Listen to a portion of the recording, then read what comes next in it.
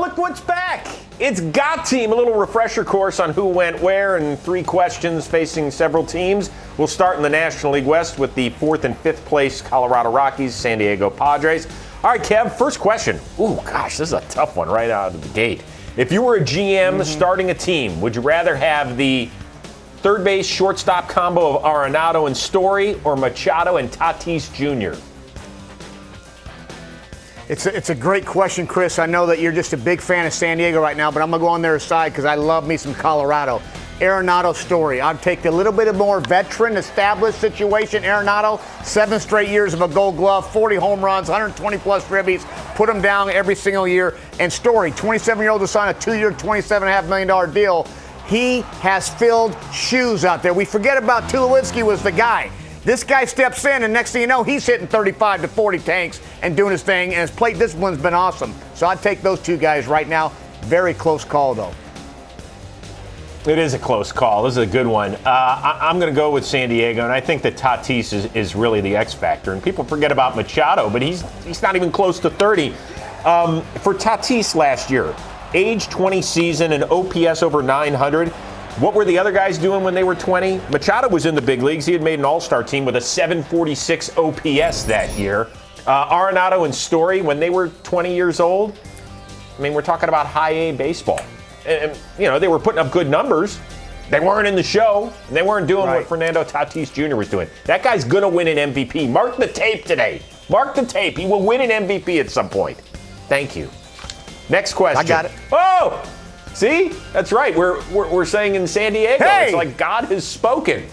God loves my answers. Hold on, are there any sunglasses around here? My gosh, I can't even see you. All right, Kev, the second question. More important pitcher rebound for the Rockies, Kyle Freeland or Wade Davis? Can you see me? Stay with me, Chris. When you lose a game with a starting pitcher giving up 7 or 8 innings, and you can just hear me, that's okay because we have a chance to bash the baseball. When you lose a game at the back end of a game and you're sitting there counting SW because you couldn't get 3 outs, that stings, and it's like a gut punch. So Wade Davis dominating, Chris. The cutter, he was like a baby Mariano Rivera last few years, and all of a sudden comes to Colorado, it's been struggle bunny. So he needs to get back on track for this team to be competitive in this West.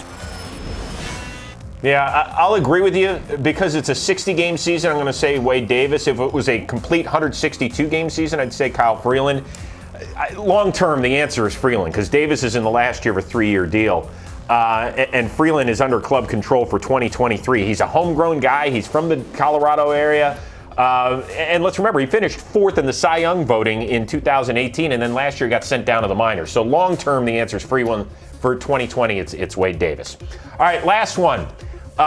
You can only pick one look to be associated with the San Diego Padres. Would you go with all the throwback uniforms they've had in their career, and you can have those in the closet, or you can have the suit combinations of Machado and Hosmer?